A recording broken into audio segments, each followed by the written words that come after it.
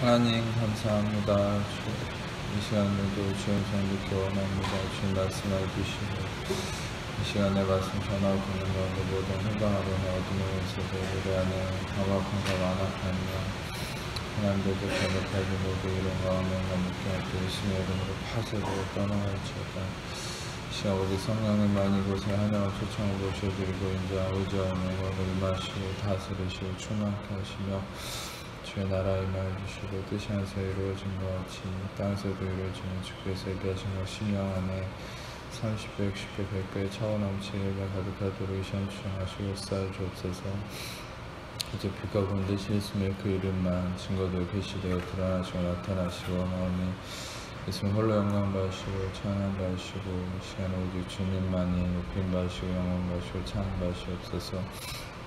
예수님의 그 이름만 계시되고 드러나고 증거되어 나타나시고 나오니 주님 홀로 영광 받으시고 찬양 받으시옵소서. 감사 찬양과 영광을 예수님께만 올려드리오니 예수님 영광 받으시옵소서. 감사합니다. 예수님 감사합니다. 주님 영광 받으시옵소서. 주님 영광 받으시옵소서. 감사합니다. 예수님 홀로 영광 받으시고 찬양 받아 주옵소서. 감사합니다. 주님 영광 받으시옵소서. 모든 영광 주님께 올려드리며 사랑하신 예수님 이름으로 기도합니다. 아멘. 창세기 35장 1절에서 5절까지 1절에서 5절 말씀을 저부터 읽겠습니다. 교독하겠습니다. 하나님이 야곱에게 이르시되 일어나 베델로 올라가서 거기 거주하며 내가 내 형 에서의 낯을 피하여 도망하던 때에 내게 나타났다 하나님께 거기서 제단을 쌓으라 하신지라.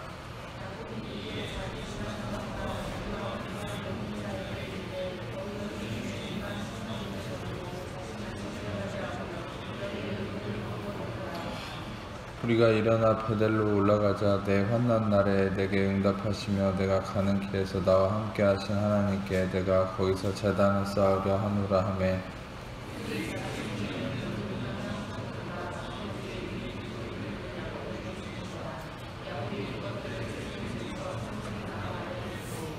같이 읽겠습니다. 그들이 떠났으나 하나님이 사면 고울들로 크게 두려워하게 하셨으므로 야곱 아들들을 추격한 적 없었더라. 아멘. 우리는 이 야곱이라는 사람한테 좀 주목을 해야 되는데 야곱은 누구냐? 이삭의 아들이에요. 이삭은 누구냐면 아브라함의 아들이에요. 아브라함과 이삭과 야곱은 여러분 우리가 소위 구약의 어떤 전체적인 모든 걸 지배하는 율법 안에 있었던 사람이 아닙니다. 그러니까 우리는 뭐 구약을 얘기하면은 다 율법이고 신약을 얘기하면은 신약에서는 뭐 다 은혜다 이렇게 생각을 하는데 그걸 잘 분별해서 성경을 보실 수 있어야 돼요. 구약이라 해서 모든 것이 다 율법이 지배하는 것은 아니에요. 왜냐하면 율법은 정확하게 출애굽기 19장, 20장에 이 시내산에서 이제 주어졌던 그런 구체적인 10계명으로 시작된 것이 이제 율법이죠. 근데 이제 물론 좀 더 본질적인 영적 원리로 들어가면은 이 선악과 옳고 그름을 판단하는 선과 악을 알게 하는 그 나무가 또 그 선악과를 먹은 아담의 그 죄악된 행위 자체가 율법이다라고 영적 원리를 설명할 수 있긴 합니다만은 표면적인 율법은 출애굽기 19장, 20장. 다시 말하면 이 모세가 이스라엘 백성들, 유대인들을 이집트에서 홍해를 가르고 구출하고 시내산에 이르렀을 때 처음 주어졌던 게 율법이죠. 그러면 그 이전에 율법이라는 이 가장 핵심적 율법인 10계명이 이 하나님 백성들을 지배하기 전에 그들은 어떤 언약 가운데 있었느냐. 실상 이제 이 언약이라는 말이 중요하죠. 왜냐하면 하나님은 언약이 없이 그의 백성들과 함께 하지 않습니다. 그래서 여러분과 저는 지금 그리스도의 피값을 통한 새 언약, 뉴 커버넌트, 새 언약 아래 있다 이렇게 얘기를 해요. 그것을 우리는 은혜 아래 있다고 얘기합니다. 그러니까 옛 언약에 있었다는 것을 율법 아래 있었다 이렇게 얘기하는 것처럼 우리는 새 언약 안에 있다. 그 새 언약은 율법이 아니라 은혜라고 얘기할 수 있다는 거예요. 그래서 왜 그러면 하나님은 꼭 언약이라는 것을 통해서 인간과 함께 하느냐? 그것에 대한 증거는 전에도 설교했듯이 뭡니까? 창세기 2장 4절에 이 창세기 1장의 마지막 부분도 보면은 인간에 대한 창조 기사가 나와 있어요. 근데 2장 4절을 보면은 다시 인간에 대한 창조의 기사를 반복해서 적고 있거든요. 그것을 인간의 기원이다 이렇게 얘기를 합니다. 그래서 톨레도트 그건 뭐냐면 기원, 이런 기원이란 말이에요. 그러니까 왜 인간에 대한 창조가 1장의 마지막 부분에 했는데 2장 4절부터 또 다시 반복해서 쓰였냐면, 그것은 마치 뭐 다른 모든 이 세상의 것들은 말씀 한 번으로 다 지어졌는데 인간에게는 하나님 특별한 관심을 가지고 그분의 어떤 관심을 인간에게 두는 그것을 이제 우리가 볼 수 있는 것이 창세기 2장 4절부터에 나타나 있는 톨레도트라는 거죠. 근데 거기서 이제 하나님께서 처음 자신을 드러내는 이름이 있다고 했죠. 그것은 뭐냐면 창세기 2장 4절 전까지는 하나님 자신을 히브리어 성경에서는 엘로힘, 크리에이터, 창조주라고만 이름을 밝히고 있습니다. 근데 창세기 2장 4절부터 딱 시작될 때 이름이 하나가 더 붙어요. 뭐냐면 엘로힘이라는 이름과 더불어서 야훼라는 이름이 등장합니다. 그래서 그 창세기 2장 4절 이후부터는 야훼 엘로힘이다 이렇게 얘기를 합니다. 그러니까 이제 인간에 대한 기원, 다시 말하면 인간에 대한 스포트라이트를 비추고 나서 하나님 그분에 대한 이름을 뭐라고 증명하시냐, 그것은 야훼라는 이름을 증거하신다는 거예요. 그러니까 엘로힘이라는 말은 전능자라는 말입니다. 절대적인 힘과 권세가 있는 존재. 근데 야훼라는 이름은 좀 다른 의미를 내포하고 있어요. 그것은 뭐냐면 관계를 원하는 이름이라는 것이죠. 우리는 이걸 알아야 돼요. 세상에서 얘기하는 절대자, 신, 또 어떤 면에서는 세상에서도 전에도 얘기했듯이 세상에서도 하나님이라는 존재를 알고는 있습니다. 우리는 그걸 알아야 돼요. 세상 사람들이 아무리 무신론을 주장한다고 해도 다 그들은 어떤 신이든 자기 안에 신을 모시고 있습니다. 무신론자라도 자기 자신이 이미 하나님이 되어 있는 거예요. 그러니까 이 세상 누구도 인간이라는 존재는 자기가 의지하는 신이 없는 사람은 없어요. 방금 얘기했듯이 자기 자신이 하나님이 되어 있다. 심지어는 외계인을 신봉하는 사이언톨로지나 에일리언 신봉자들도 다 그 엘로힘이라는 이름을 빙자해서 그 외계인조차도 엘로힘이라고 얘기하거든요. 그러니까 이 마귀는 외계인이라는 개념을 통해서 하나님을 왜곡시켜서 어떻게 합니까? 자기 눈에 안 보이니까 외계인이라는 존재를 새롭게 창조해가지고 이 외계인은 다시 말하면 인간의 두려움의 표상이에요. 있지도 않은 것을 이렇게 만들어내는 거예요. 솔직히 여러분들이 이제 그거를 관심이 있는 사람 조사해 보세요. 백날 파서 나오나 외계인이? 화성을 백날 뒤져, 목성, 금성을 백날 뒤져도 그게 나오면은 제가 제 손에 장을 지지겠습니다만은 어찌됐든 여러분, 진짜 그거는 왜 그럴 수밖에 없느냐. 인간이란 자기 두려움을 근거로 신을 만들어내요. 결국 엘로힘이란 이 존재는 모든 인간이, 하나님을 잃어버린 인간이 자기 자신이든 우상이든 무엇이든 자기 어떤 형상으로 만들어낸 신이다. 근데 이제 이 엘로힘은 전능자를 의미하는데, 우리가 결국 그리스도를 만나게 되는, 우리 인간과 직접적 관계를 맺게 되는 하나님은 누구냐? 그건 야훼라는 거. 그러니까 여러분과 저에게는 실상 이 야훼라는 이름이 되게 중요하다는 거죠. 아까 톨레도트 창세기 2장 4절에 등장하는 것처럼.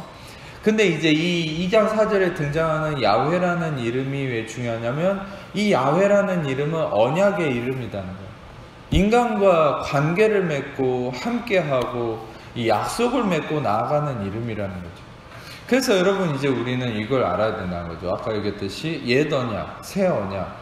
옛 언약 안에서 하나님은 처음에 언약을 시작했던 게 뭐냐면, 이 아브라함에게 처음 하나님은 언약을 시작하셨습니다.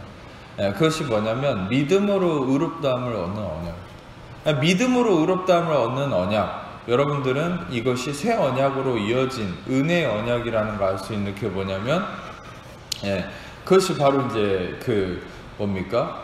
내가 주체가 돼서 언약을 지키는 것이 아니라 하나님께서 언약의 주체자가 되는 거예요. 율법과 새 언약, 율법과 은혜의 가장 큰 차이는 뭔지 아세요?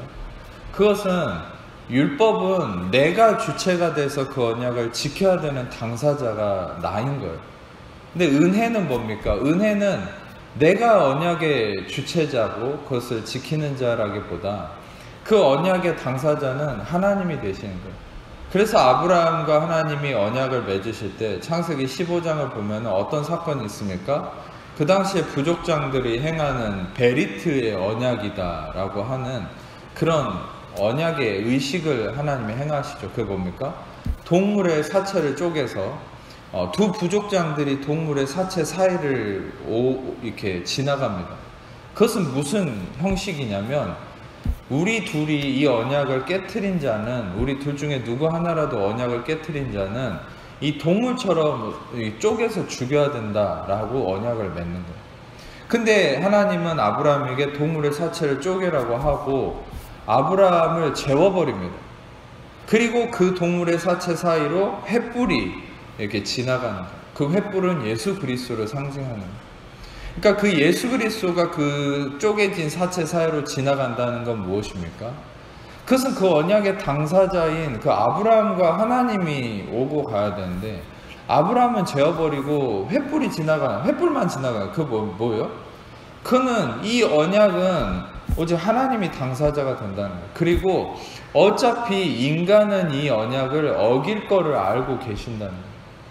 그래서 이 언약을 어겼을 때는 쪼개져야 되는데 그걸 지나가는 것은 횃불이었죠. 그 예수 그리스도. 다시 말하면 언약을 어겼을 때 쪼개지는데 우리 인간이 언약을 어기지 하나님이 언약을 어기진 않죠. 맞습니까? 우리가 언약을 어기지 하나님이 언약을 어기진 않아. 그러면 이 쪼개짐에 대한 대가는 원래 인간이 치러야 되는 거예요. 왜? 우리는 항상 언약을 깨트리니까. 그런데 그 쪼개짐에 대한 대가를 지나간 횃불이신 예수 그리스도가 치르기로 결정이 된 것이라는 거예요. 창세기 15장에. 그래서 결국 그 은혜의 언약은 바로 혜택은 우리가 누리고 그 당사자는 하나님이 되셔서 그리스도가 되셔서 그 언약을 어김에 대한 그 어떤 불순종과 불의함에 대한 대가를 예수 그리스도가 대신 받을 것을 미리 보여주신 사건, 그 십자가의 사건을 미리 보여주신 사건이 바로 창세기 15장의 베리트의 언약이다. 그것은 뭡니까? 은혜의 언약이다라는 거예요. 다시 말하면 여러분이 알아야 될 거, 은혜의 언약이란 당사자가 바로 하나님이 되신다. 그리고 혜택은 우리가 입는다. 바로 그 언약을 지키실 분이 내가 아니라 하나님이시라는 거예요. 할렐루야. 아멘. 여러분과 저는 알아야 될 건, 율법은 하나님이 인간에게 지키라고 주셨어요. 그것은 왜입니까? 인간이 실패할 걸 알기 때문에. 실패할 걸 알고 인간에게 율법을 지키라고 주신 것이죠. 실패할 걸 알기 때문에 왜 주셨습니까? 인간이 자기의의 완악함으로 하나님 앞에 서려고 했기 때문에 실패하라고 준 거예요. 근데 인간은 그걸 지키려고 달려들였지만 결국 인간은 모든 수많은 인류가 율법 앞에서 실패했기 때문에 결국 예수님이 율법을 다 이루셨죠. 십자가에서 마지막까지 율법을 이루신 것은 무엇입니까? 그것은 다시 말하면 신포도를 마심으로 그 인간의 모든 저주를 끊으셨죠. 신포도를 먹으면 아버지가 신포도를 먹으면 아들에게 시다. 이런 어떤 아담의 저주, 인간의 죄의 대물림을 일컫는 그 행위를 마지막까지 행하셨죠. 예수님이 이 땅에 사실 때도 십자가에서도 모든 상황 속에 항상 이런 말을 하셨죠. 인자가 온 것은 바로 성경을 응하게 하려 합니다. 성경을 이루려 하며 합니다. 그것은 무엇입니까? 예수님 말씀하신 것처럼 너희들은 율법을 지킬 수 없고 언약을 지킬 수 없다. 너희들은 언약을 지키려고 달려들었지만 다 실패할 수밖에 없다. 나는 율법을 폐하러 온 자가 아니라 내가 바로 율법을 세우고 완성하러 온 자다. 너희가 이루는 것이 아니라 내가 이 언약을 성취하러 왔다. 바로 우리의 실존은 무엇입니까? 율법을 완성하시고 그 완성함에 대한 대가, 그것이 무엇이죠? 의롭다 함이죠. 인간은 모두가 율법 앞에서 불의한 자로 드러나서 모두가 저주 아래 거했지만 이제는 예수 그리스도가 우리를 대신해서 언약의 당사자로 서심으로 그 언약, 그 율법을 그분이 완성하시고 세우심으로 인해서 그것에 대한 대가가 무엇입니까? 여러분, 그것에 대한 대가는 축복이다라고 얘기해버리면 안 돼요. 그래서 기복신앙이란 말이 나오는 거예요. 축복은 결과물이고 열매예요. 예수님이 율법을 완성하심에 대한 대가는 축복 이전에 그것은 의롭다 하심, 디카이오마, 의롭다 하심이 선포되는 거. 할렐루야. 여러분들은 예수님의 십자가를 통해서 율법이, 우리가 이룰 수 없는 율법이 성취됨으로, 완성됨으로 인해 의롭다 하심이 이루어졌다. 그래서 우리가 의롭다 하심 안에서 축복을 얻는 것이 정확하게 신학적으로 맞는 진리라는 것이에요. 아멘. 여러분들은 축복 이전에 그 축복이 어디서 온다는 사실을 먼저 기억하셔야 돼요. 여러분들에게 있어서 진정한 열매와 축복은 어디서 오는 겁니까? 의롭다 하심에서. 예, 의롭다 하심에서. 그 의롭다 하심은 어디서 오는 겁니까? 당신의 의로운 행위나 경건성이 아니라 그리스도가, 우리가 절대 행하고 지킬 수 없었던 율법의 완성, 성취를 그리스도가, 예수 그리스도가 십자가에서 다 이루었다. 테텔레스타이 쿨라 피니시 다 이루었다. 완성하심으로 인해서 여러분들에게 의롭다 하심이 이루어졌고, 여러분들에게 십자가를 통한 의롭다 하심으로 인해서 아브라함의 복이 이방인에게 미치게 되었다. 갈라디아서 3장 13절의 얘기처럼 12절부터 뭐라고 얘기합니까? 율법은 믿음에서 난 것이 아니 율법을 행하는 자는 그 가운데 살리라. 뭡니까? 그리스도께서 저주를 받은 바 되사 율법의 저주에서 우리를 속량하셨으니 기록된 바 나무에 달린 자만 저주를 받은 바 되었다. 이는 그리스도 예수 안에서 아브라함의 복이 이방인에게 미치게 하고 또 그로 말미암아 우리로 하여금 성령 안에서 약속을 얻게 하려 하십니다. 다시 말하면 그리스도께서 저주를 받으시고 그리스도께서 불의함이 되시고 십자가를 통해서 그리스도가 죄가 되시고 문제와 악함과 질병이 되심으로 인해서 우리는 의가 되고, 우리가 의가 됨으로 말미암아 그로 인해서 의인에게 주어지는 복이 그렇게 그 순서대로 이루어지는 그런 원리라는 것이죠. 그래서 여러분들은 복을 구하기 이전에 그 복이 어디서부터 나온다는 걸 아셔야 돼요. 그것은 어디입니까? 십자가를 통한, 예수님의 속량하심을 통한, 대가지불을 통한 의롭다 하심, 의롭다 하심에서 여러분들의 모든 축복이 나온다는 사실. 할렐루야.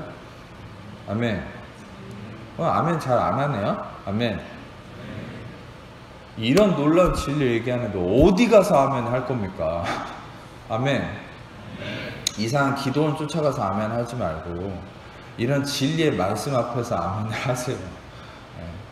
여러분, 중요한 것은 여러분들의 의롭다 하심 안에서 여러분 축복이 이루어지는데, 인간은 끊임없이 왜 의롭다 하심을 확신치 못하고 의롭다 하심 안에서 하나님이 약속하신 열매를 얻지 못하느냐? 그것은 이 의롭다함을 얻는 방향을 찾지 못하기 때문입니다. 아까도 얘기했듯이 나의 경건성과 행함, 즉 또한 이 율법을 내가 성취함을 통해서 나의 어떤 주체됨을 통해서 의롭다함을 얻으려 하기 때문에 그 의롭다 하심의 복이 나오지 않는 거예요. 결국 여러분이 알아야 될 건 내가 주체가 되고 내가 율법을 이루려 하고 나의 신앙의 어떠한 나의 모습을 통해서 의롭다함을 얻으려 하는 자는 뭐라고 얘기했습니까? 갈라디아서 5장 4절에 율법 안에서 의롭다함을 얻으려 한 너희는 그리스도에게서 끊어지고 율법에서 은혜에서 떨어진 자가 되었다. 이렇게 얘기를 하죠.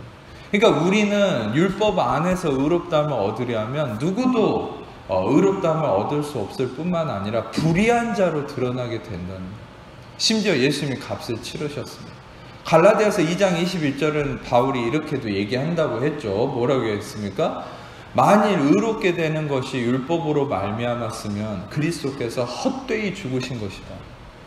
그렇게 얘기할 정도로 우리의 인간성에, 우리의 경건성에 어떤 행함을 통한 의롭다함이 얼마나 어리석은 것인지를 바울은 끊임없이 변증을 하고 있다는 거예요. 그럼에도 인간은 많은 종교개혁이나 많은 교회의 역사를 통해서 잠깐 로만 카톨릭을 통해 뼈저린 율법주의에 갇혀서 노예처럼 살다가 종교개혁의 역사를 통해서 하나님이 다시 은혜의 개혁, Revolution of Grace, 은혜의 개혁을 일으키고 교회가 다시 회복됐지만 그 루터의 제자조차도, 심지어 은혜의 복음을 전파했던 바울의 제자들조차도 다시 경건주의나 행위주의, 율법주의에 빠져서 말씀을 내가 지켜서 행함으로 의롭다함을 얻으려 하는 이런 어리석은 일을 반복하게 됐죠. 그래서 교회는 갈수록 힘을 잃어가서 결국 이 모양이 되는 거예요. 교회가 힘을 잃었다는 것은 성도가 줄어든다, 그런 의미가 아닙니다. 여러분들도 교회를 얼마 안 다녀본 사람은 지금 한국의 교회들이 얼마나 힘이 없다는 걸 다 알 거예요. 돈이 없어서가 아니야. 사람이 줄어들어서가 아니야. 기도를 많이 안 하고 말씀을 안 들어서가 아니야. 제일 중요한 건 각자가 각자의 신앙생활 속에 진정한 예수 그리스도를 통한 의롭다함의 확신이 없는 거예요. 복음에 대한 기쁨이 없는 거예요. 교회를 나오는 사람들이 진짜 예수 그리스도에 대한 의롭다함의 기쁨으로 나오는 사람이 없는 거예요. 그것이 진짜 교회의 아픔이라는 것입니다. 다시금 은혜의 복음을 통해서 의롭다 하심에, 그리스도의 십자가를 통한 의롭다 하심에 이 기쁨이 회복될 때 교회는 능력이 생기는 것이고, 그 교회를 통해서 더 왕성하게 바울이 소아시아에 세웠던 그 교회들, 지역 교회들의 어떤 힘을 통해서 전 유럽과 아시아에 복음이 퍼졌던 것처럼 다시금 그런 교회 회복이 일어날 수 있는 그 중심은 바로 의롭다 하심의 이 복음을 통해서 일어날 수 있다는 것이죠. 그래서 제가 계속 설명을 드렸지만 이 의롭다 하심을 왜 제가 지금 깊이 있게 설명을 했느냐, 아까도 얘기했듯이 아브라함과 이삭과 야곱, 이 자들은 바로 하나님의 은혜의 언약 아래 있었어요. 근데 은혜의 언약 아래 있었던 아브라함과 이삭과 야곱은 참 실수를 많이 했습니다. 그러니까 율법 아래서는 이스라엘 백성들이 전에도 한번 소개를 했듯이 이 출애굽기 19장 20장에 십계명을 받기 전에는 누구도 불평을 하거나 하나님께 범죄를 해도 죽은 사람이 없어요. 성경을 뒤져보면 출애굽기 19장에 율법이 십계명이 임하고 나서부터는 뭐 조금만 하나님 앞에 잘못만 해도 다 죽어나가는 거예요.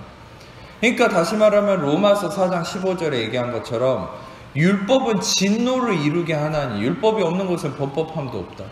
그러니까 율법은 진노를 이루게 하는 거예요. 율법 아래 거하는 자는 다 저주 아래 거하는 거예요. 저주 아래 거한다는 건 다 죽는다는 거예요. 근데 은혜 아래 거하는 자는 그의 행위에 어떤 부족함과 상관없이 생명이 있는 것이에요. 그러니까 아브라함과 이삭과 야곱은 은혜의 언약 아래 있었기 때문에 그들의 모든 것이 용납이 되는 거예요. 여러분도 잘 알다시피 이삭도 그렇지만 아브라함도, 그러니까 아브라함과 이삭이 좀 특이한 게 있는데 자기 아내를 여동생이라고 속이고 자기 아내를 뺏길 뻔한 사건들이 아브라함만 2번 있었잖아요. 바로 이집트의 바로 앞에서, 아비멜렉 앞에서. 근데 그들의 어떤 실수, 잘못됨, 또 하나님께서 떠나라고 했는데 순종하지 않고 불순종하는 모습들, 이런 잘못된 불순종과 허물들이 계속해서 아브라함과 이삭의 모습에 나타나고, 야곱의 모습은, 오늘 여러분이 발견하는 야곱의 모습에는 또 그 자녀에 이르기까지 어마어마한 실수와 허물들이 많이 나타난다는 거예요. 그러니까 여러분 또 이거를 알아야 돼요. 시아버지와 며느리가 이 성관계를 통해서 베레스와 세라를 낳은 유다와 다말의 이야기. 유다는 누구의 자녀입니까? 야곱의 자녀예요. 다시 말하면 야곱이라는 사람도 문제가 많았지만 그 자녀들도 인간적인 아주 큰 잘못과 문제가 많았다는 거예요. 그럼에도 왜 이들은 저주받지 않고, 왜 이들은 하나님의 구원의 역사하심 속에 다시금 하나님의 회복하심을 경험합니까? 그것은 언약의 은혜 아래 있었다는 것이죠. 이들의 언약은 무엇이었죠? 이들이 거하고 있었던 언약은 무엇이었죠? 여러분과 저와 같은 Covenant of Grace, 그러니까 은혜의 복음 안에 은혜의 언약 아래 있었다는 거예요. 은혜의 언약은 다시 말하면 무엇입니까? 나의 행위의 어떠함으로 판단하지 않는 것이에요. 바로 은혜의 언약은 왜 우리에게 생명이 됩니까? 나의 행위의 어떠함으로 판단한 것이 아니라 하나님 그분의 선하심을 기준으로 판단하는 것입니다. 그러니까 여러분들이 허물이 있다 해도 여러분들에 대한 평가가 무엇으로 이게 판결이 나는 겁니까? 의롭다라고 판결이 나는 거예요. 왜 여러분에 대한 평가가 은혜 복음 아래, 은혜 언약 아래 있을 때 왜 여러분에 대한 평가가 의롭다라고 결론이 나는 겁니까? 그것은 하나님의 선하심을 기준으로 평가하기 때문에. 할렐루야. 이게 놀라운 것이죠. 율법은 우리의 행위를 기준으로 평가해요. 그래서 우리가 아무리 노력해도 율법 아래 있을 때는 우리가 불의한 자가 되는 거예요. 왜입니까? 어떤 분들은 그렇게 생각할 수 있죠. 율법을 내가 열심히 지키면 되지 않습니까? 근데 야고보서도 이렇게 얘기하죠. 전체를 지키다가 한 가지만 어기면 불의한 자가 되고 지키지 않은 것이 된다. 그리고 갈라디아서 3장 10절에 뭐라고 얘기했습니까? 무릇 율법 행위에 속한 자는 저주 아래 있나니 기록된 바 율법책에 기록된 모든 것을 항상 행하지 아니하는 자는 저주 아래 있는. 다시 말하면 율법을 지킬 수 있는 기준은 한 가지예요. 모든 것을 항상. 근데 인간은 누구도 모든 것을 항상 지킬 수는 없거든요. 할당량을 배분해서 이만큼 지키면 인정해 줄게 이런 게 아닙니다. 단 한 가지라도 한순간이라도 인간의 행위가 부족함이 드러나면 율법 전체를 어긴 것이 돼버리는 거예요. 그게 율법이에요. 그러니까 율법의 언약, 옛 언약 아래 있는 자는 자신의 행위로는 누구도 율법의 행위로는 의롭다함을 얻을 육체가 없나니 갈라디아서 2장 16절과 로마서 3장 20절에 정확하게 얘기하죠. 율법의 행위로는 그 앞에 의롭다함을 얻을 육체가 아무도 없다. 오직 의로운 육체이신 예수 그리스도만이 율법을 성취하고 의롭다함을 우리에게 줄 수 있다. 아멘. 우리는 누구도 모든 것을 항상 지킬 수 없을 뿐 아니라 우리의 육체로는, 우리의 죄된 불의한 육체로는 율법을 이룰 수 없다. 그러니까 여러분 율법 앞에서는 다 불의한 거예요. 근데 은혜는 뭡니까? 은혜는 내가 기준이 아니에요. 하나님의 그분의 선하심이 기준이에요. 그러니까 여러분의 행위와 상관없이 여러분에 대한 평가가 디카이오마, 의롭다라고 선언되어지는 거예요. 아멘. 여러분 이 진리를 듣고 또 들으세요. 이 진리를 유튜브로 오늘 설교로 집에 가서 켜가지고 지금 제가 얘기했던 이 부분을 듣고 또 들으세요. 여러분의 진정한 참된 평안이, 샬롬이, 안식이 찾아올 겁니다. 아멘. 왜냐하면 우리는 끊임없이 육신에 속아서, 마귀에게 속아서 우리를 기준으로 삼으려고 하거든요. 마귀는. 너 이것도 잘못했잖아. 너 저것도 잘못했잖아. 너 이거 어떻게 할 거야? 그런데 우리가 이걸 생각해야 돼요. 우리가 의롭다함의 기준이 나에게 있는 것이 아니라 하나님 그분의 선하심의 기준이 있고, 하나님 그분의 선하심의 기준이 무엇입니까? 바로 예수 그리스도의 십자가의 완성된 공로. 예수님이 십자가에서 나의 모든 죄와 허물에 대한 대가를 피 흘려 죽으심으로 치르신, 다 이루었다, 성취했다, 율법을 이루심, 내가 하는 것이 아니라 그분이 행하심, 그분이 행하심으로 인한 기준으로 여러분에 대한 모든 평가는 의롭다라고 이루어졌다. 그래서 여러분이 오늘 하루를 살았을 때, 또 내일을 살아갈 때 모든 순간에 여러분에게서 불의함이 드러나고 실수가 있고 문제가 있다 할지라도 왜 여전히 여러분이 그리스도 안에 있는 자들은 왜 여러분이 여러분의 행위와 상관없이 의로운 존재인 것입니까? 그것은 바로 이미 이 은혜의 언약은 예수 그리스도의 십자가가 기준이 되겠고, 하나님은 여러분을 대신해서 죽으시고 피 흘려 대가를 치르시고 속량하신 예수 그리스도, 그 하나님의 선하심이 하나님이 여러분을 평가하는 기준이 되기 때문에 그렇습니다. 아멘. 이 사실을 믿으세요. 받아들이세요. 자, 이런 은혜 아래에 있었던 야곱의 이야기. 조금 서론이 길었죠. 이제 설교를 시작할 건데 항상 서론이 너무 길어가지고. 자, 근데 이제 이 야곱이 조금 스토리를 얘기하자면 야곱의 딸이 하나 있었습니다. 디나라고 하는 딸이 있었는데 이 디나가 이제 야곱이 세겜이라고 하는 곳에 머물렀어요. 근데 이제 이 디나가 이제 그 뭡니까?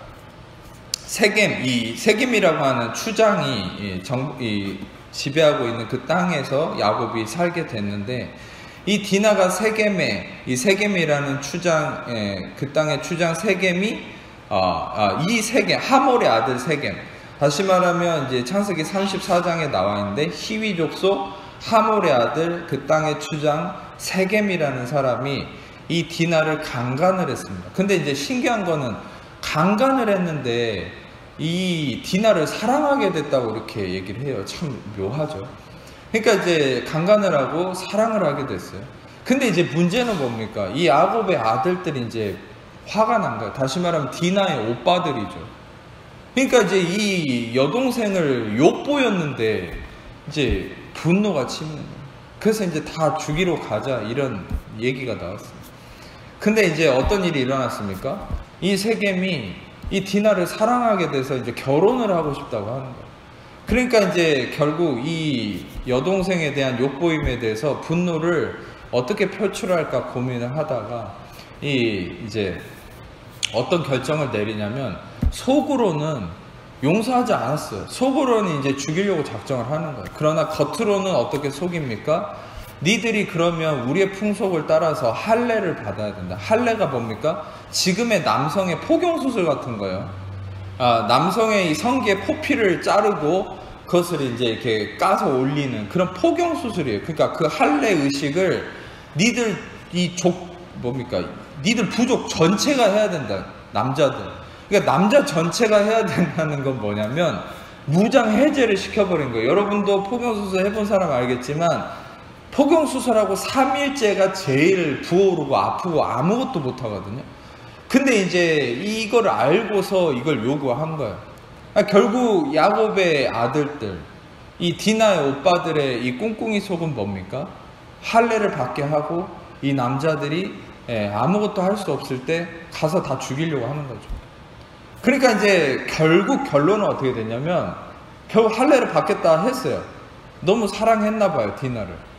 그래서 할례를 받기로 하고 결혼을 하려고 그 의식을 행했는데 결국 이제 3일째 될 때 가장 아플 때 모두 그 야곱의 아들들이 가서 그 세겜의 그 부족을 남자들을 다 죽여버렸어요. 그러니까 이제 어떤 일이 일어났냐? 그러면 여러분 생각해보면 원수를 잘 갚았다. 디나가 욕을 받고 어떤 면에서는 이 욕을 받다는 것은 수치를 당한 거거든요. 근데 이 수치를 당함에 대해서 폭력으로 맞서는 거죠. 복수를 한 겁니다. 그러면 일단 복수가 이루어졌기 때문에 여러분들은 그냥 잘 끝났다고 생각할 수 있겠죠. 근데 문제는 무엇입니까?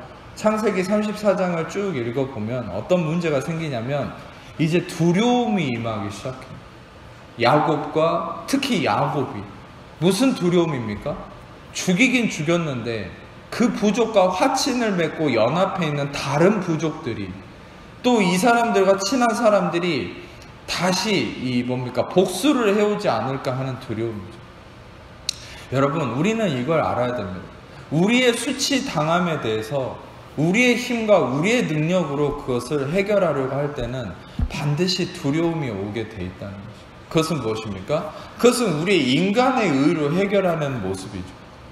우리가 폭력이나 우리의 어떤 노력과 우리의 계획으로 우리가 당한 수치를 우리가 다시금 복수하고 해결하려고 하는 것은 바로 자기의의 발동이라는 거죠. 그런 자기의의 발동의 모습은 바로 두려움으로, 수치로 폭로가 된다는 것입니다. 이것은 마치 이런 모습과 마찬가지. 창세기 3장 7절 같이 읽어보겠습니다. 시작.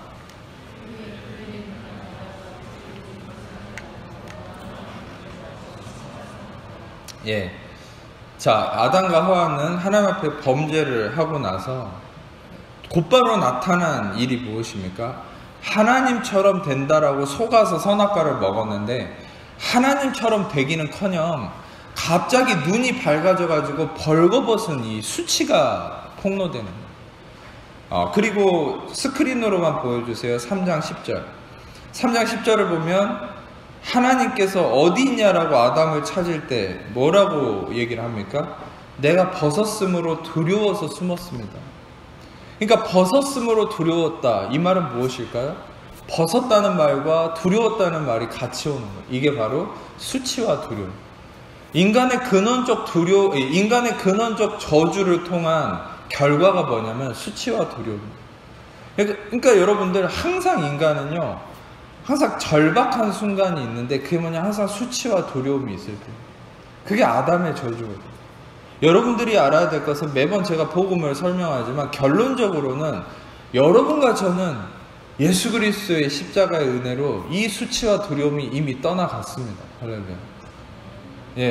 예수님이 여러분과 저를 대신해서 이미 수치와 두려움을 감당하셨습니다. 아멘. 여러분과 저는 이 수치와 두려움이 만약에 우리의 삶에 침투하는 게 있다면 그건 거짓말입니다. 그건 허상입니다.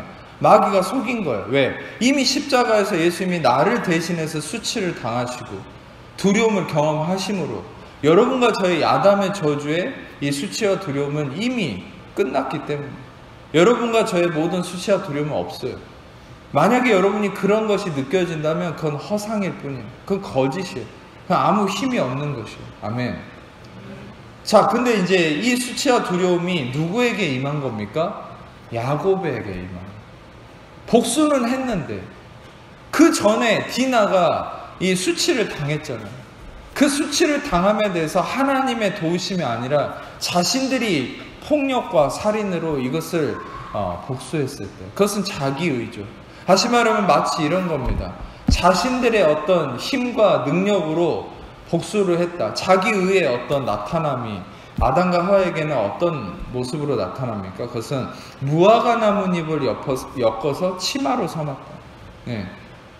이 무화과 나뭇잎으로 자신들의 부끄러운 걸 가렸다는 거예요. 그러니까 이게 바로 자기의인 거예요. 자기의 수치와 두려움을 자기의 노력으로 가리려고 하는 거죠. 마치 야곱은 폭력을 통해서, 살인을 통해서 자신의 딸이, 그 아들들도 마찬가지고 자기 여동생이 당한 수치를 그 폭력과 복수로 가리려고 했던 거예요. 근데 여러분, 그 결말은 어떻게 됐어요? 시원한 게 아니에요. 결국에는 또 다른 두려움이 찾아오는 거예요. 복수를 당할 것 같은 두려움. 근데 그 가운데 하나님이 이제 오늘 아까 읽었던 창세기 35장 1절 다시 보여주세요. 이 말씀을 하시는 거예요. 야곱에게 뭐라 말씀하십니까? 이 두려움 가운데 있었어요, 야곱이. 그때 일어나 베델로 올라가서 거기 거주하며 내 형 에서의 낯을 피하 도망하던 때에 내게 나타난 하나님께 제단을 쌓아라. 근데 이 제단이 뭐냐면 미즈베아흐라는 말인데, 이거는 뭐냐면 자바흐라는 히브리어에서 온 건데, 이 자바흐라는 히브리어는 뭐냐, 희생제물을 드린다, 도살하다, 제사를 드린다라는 말이에요. 다시 말하면 이것은 그것을 아주 명확하죠. 예수 그리스도의 속죄하심을 의미하는 십자가의 본질을 의미하는 말입니다. 다시 말하면 다시 베델로 올라가서 제단을 쌓아라. 하나님 말씀하시는 거예요. 실상 여러분, 세겜에 갔던 야곱의, 또 야곱의 가족들의 모습은 어떤 모습이었냐? 그것은 우상에 여전히 빠져서 하나님을 온전히 하나님의 은혜 아래 거하지 못했던 모습이 야곱의 모습이었어요. 그게 어디 나타나냐면 2절을 보세요. 2절의 스크린으로만 보세요. 야곱이 이에 자기 집안 사람과 자기와 함께한 모든 자에게 이르되 너희 중에 있는 이방 신상들을 버리고 자신을 정결하게 하고 너희들의 의복을 바꾸어 입으라. 이 말이 뭐겠어요? 이방 신상들이 있었다는 거예요. 자, 아까 제가 초반에 말씀을 드렸죠. 사람은 이 세상에 무신론자는 없다고 했잖아요. 다 자기 자신도 신이 돼 있어요. 자기만의 신상이 있다는 거예요. 자기가 섬기는 바가 있다는 거예요. 그게 뭡니까? 자기만의 신상이 있고 우상이 있다는 게 뭐예요? 그게 바로 self-righteousness. 그게 바로 자기의라는 거예요. 자기 우상이라는 거는 여기서 등장하는 이방 신상이라는 거예요. 우상은 자기의 의를 의미하는 거예요. 그리스도의 의를 통해 그분의 구원과 그분의 도우심과 은혜를 갈망함이 아니라 내가 나를 구원하고 내가 다른 헛된 것을 의지함을 통해서 내가 나의 수치와 두려움을 가리려고 하는 인간의 자기의, 그게 바로 이방 신상들이라는 것이죠. 하나님은 베델로 올라가라 라고 얘기하죠. 그 베델은 무엇입니까? 베트와 엘이 합쳐진 말이죠. 엘은 하나님이고 베트는 집이란 말. 베델은 하나님의 집으로 가라. 하나님의 집으로 올라가서 거기서 다시 십자가의 보혈을 상징하는 바 희생 제물을 드리고 그리스도의 속량하심을 의지해라.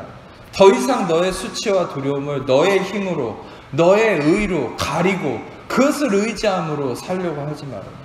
다시금 예수님의 속량하심을 의지함으로 나오라. 그러면 내가 너의 수치와 두려움을 어린 양의 피로 가리겠다.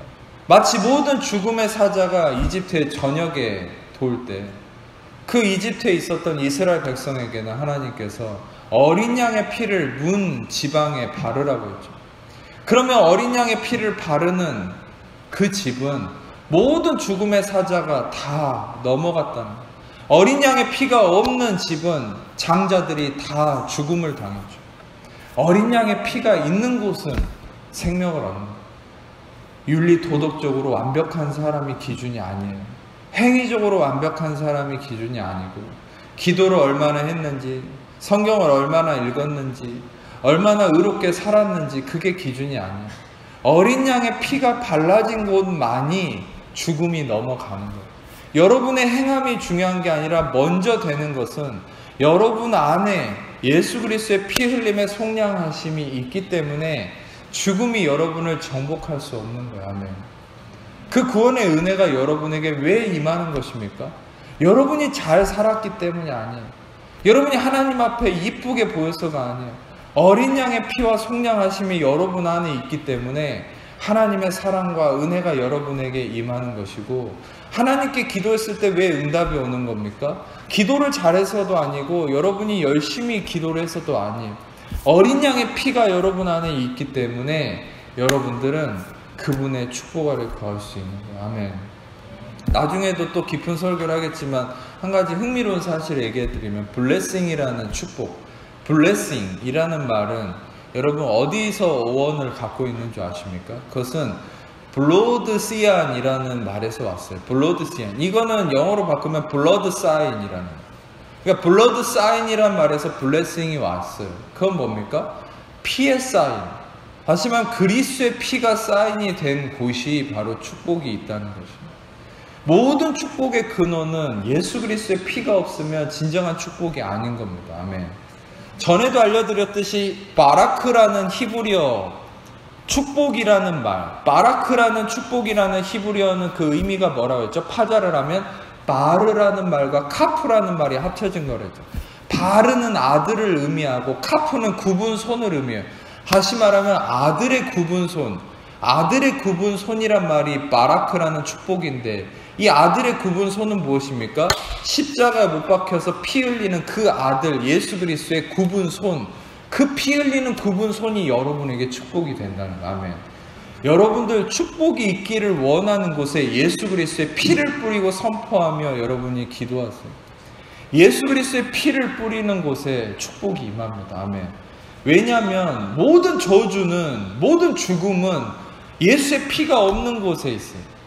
근데 예수의 피가 뿌려지는 곳은 모든 것의 속량함과 은혜가 넘치는 거예요. 여담으로 말씀드리면, 성막에 있는, 여러분 우리는 시청각 자료로 성막을 보여줄 때 깨끗하게 보이지만 실상 율법을 보면 성막에 진설병이든 마오노라라고 하는 이 금촛대든 모든 기구에는 다 피를 뿌려 놓습니다. 모든 곳에. 왜냐? 피에는 생명이 있고 피 흘림이 없으면 사함이 없다.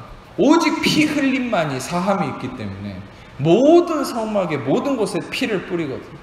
여러분, 여러분들에게 있어서 진정한 그리스도의 은혜가 왜 여러분들에게 임한다고 생각하십니까? 여러분의 잘남과 어떠함이 아니라 바로 여러분 안에 계신 그리스도의 속량하심의 그 피가 있기 때문에 여러분들 하나님의 은혜 아래 있는 줄로 믿습니다. 아멘. 아멘. 다시 얘기할게요. 이해가 안 된 것 같아서. 예수 그리스도의 피 흘림이 있기 때문에 여러분들은 그 은혜로 인한 축복이 여러분들 안에 있는 거야. 아멘. 그러니까 여러분들 중요한 것은 지금 하나님께서 그것으로 야곱을 회복시키려고 했던 거예요. 야곱은 자기의 피 흘림, 자기의 손으로 복수하고 살인하고 죽임으로 인해서 그 피 흘림으로 뭔가 해결을 해보려고 했지만 하나님은 다시 베델로 올라가서 제단을 쌓고 예수의 피를 의지해라. 그럴 때 너의 진정한 회복과 수치와 두려움의 회복이 일어날 수 있다라고 얘기하고 있다는 것이죠.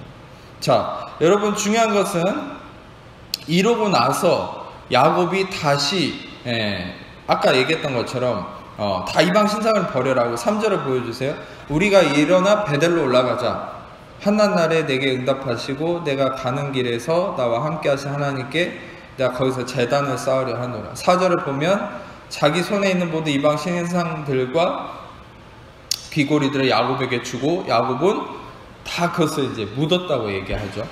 5절을 보면은 결론이 이렇게 났습니다. 그들이 떠났으나 하나님 그 사명 고울들로 크게 두려워하게 하셨으므로 야곱의 아들들을 추격하는 자가 없었대요. 자, 결론은 어떻게 났습니까? 다시 야곱이 예수 그리스도의 보혈을 의지하며 그분의 속량하심을 의지하고 제단을 쌓고 자기의 의를 상징하는 모든 것을 버렸을 때 어떻게 됐습니까?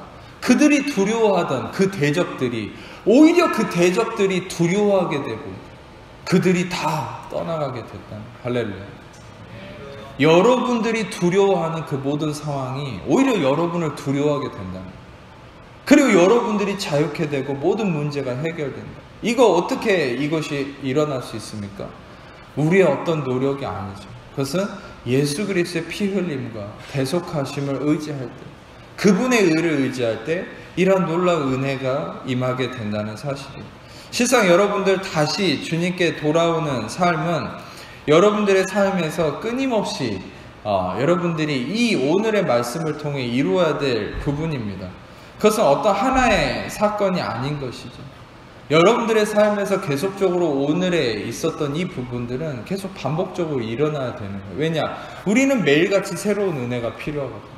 매일같이 우리는 육신의 유혹을 받습니다. 육신의 유혹을 받는다는 건 정욕의 의미라기보다 내가 나의 의로 문제를 해결하려고 하고 나의 의로 어떤 일을 이렇게 좌지우지하려고 하는 율법이, 육체가 내 안에 일어나게 된다는 거예요. 그러면 야곱처럼 내 안에 갖춰진 어떤 우상 같은 것들을 의지하면서 내가 내 손에 피를 묻히고 내가 뭔가를 해결하려고 하는 이 실패의 문제에 빠지게 된다. 그러면 또 다른 위협을 받게 되고 두려워하게 되고 쫓기는 삶을 살게 된다. 근데 그 가운데 하나님께서 우리에게 항상 우리가 어떤 자리로 나아가야 될지를 오늘 말씀을 통해서 얘기하시죠. 그것은 무엇입니까? 베델로 올라가라. 올라가서 제단을 쌓아라. 그것은 무엇입니까? 바로 예수 그리스도의 피 흘림을 의지하고 너의 수치와 두려움이 십자가에서 해결되었음을 확인해라. 수치와 두려움이 일어나는 사람은요, 반드시 그 수치와 두려움에 이끌려서 자기의 힘으로 해결하려고 나서게 돼 있습니다. 그게 가장 큰 유혹이에요. 마치 오늘 야곱의 아들들처럼 자기들의 머리씀을 통해서 살인하고 복수하는 이런 문제가 우리 안에도 끊임없이 일어나는 것이에요. 어떻게 이 문제를 해결할까? 조급해지는 것이죠. 두려워지는 것이죠. 불안해지는 것이에요. 이 소리 저 소리가 들리기 시작하는 거예요. 머리를 쓰게 되는 거예요. 그러면 말씀이 들어오지 않는 것이에요. 그러면 우리는 어떻게 됩니까? 우리는 결국 또 다른 두려움에 빠지게 되는 거예요. 마치 이거를 내 힘으로 해결했는데 더 산더미 같은 문제가 다가오고 또 다른 두려움과 수치가 나를 위협하게 되는 거죠. 우리는 그런 악순환에 빠지는 그런 크리스천들을 많이 보게 되고 여러분도 실상 그런 모습들을 경험하면서 이 자리까지 왔을지도 몰라요. 근데 오늘 말씀은 그 악순환을 끊을 수 있는 비밀을 알려주시는 거예요. 우리의 힘이 아니라 그리스도가 나의 수치와 두려움을 이미 해결을 하셨다는 것을 멈춰서 주님 앞에 나아가서 그것을 확인해야 되는 것이에요. 우리의 수치와 두려움을 가지고 주님 앞으로 나아가야 되는 것이에요. 아멘. 여러분들이 그 수치와 두려움을 해결하려고 하지 않으셨으면 좋겠어요.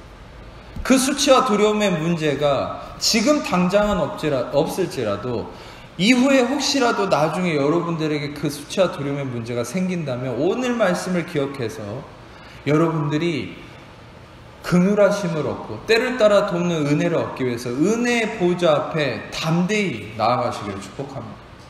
그 은혜의 보좌 앞에 나아가서 여러분의 수치와 두려움을 여러분이 해결하지 않고 이미 수치와 두려움을 해결하신 그 십자가 앞에 여러분의 수치와 두려움을 내려놓으세요.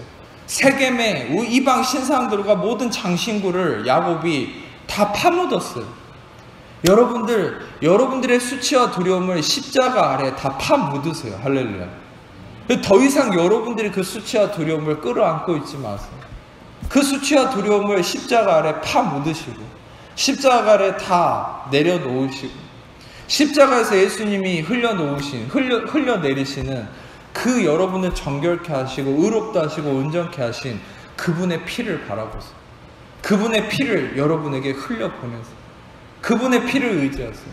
그러면 여러분들 안에 그 수치와 두려움으로 인한 모든 것들이 떠나가게 되고 여러분들은 참된 자유함 속에서 모든 것들을 승리하는 삶이 될 수밖에 없다는 사실.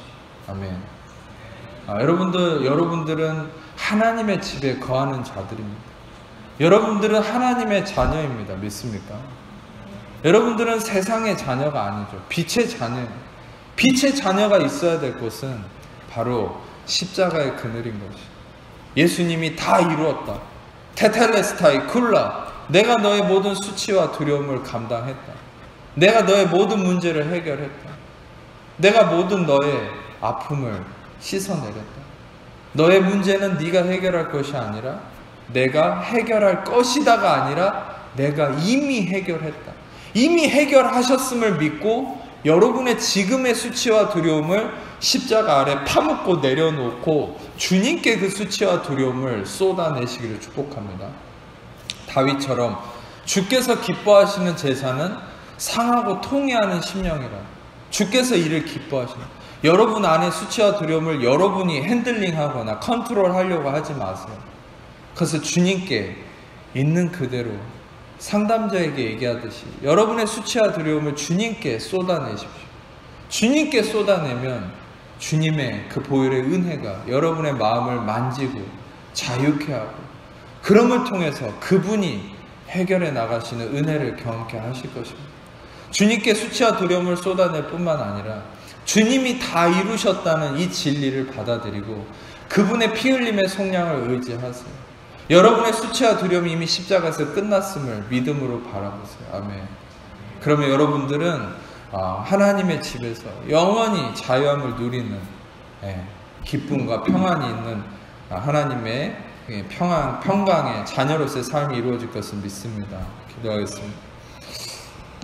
하나님 감사합니다. 우리가 정말 하나님의 자녀로서 베델로 올라가서 이제는 나의 힘과 나의 의로 행함이 아닌 그리스도의 십자가의 완성된 은혜를 의지함으로 그분의 피 흘림을 의지함으로 주님 앞에 나의 수치와 두려움을 내려놓고 주님이 다 이루셨음을 받아들임을 통하여서 참된 평안과 기쁨을 누리는 우리 모든 하나님의 백성들 또 하나님의 자녀들 되기를 원하오니 이러한 은혜로 인한 축복이 우리 모든 하나님 백성들 안에 차고 넘치게 하여 주옵소서.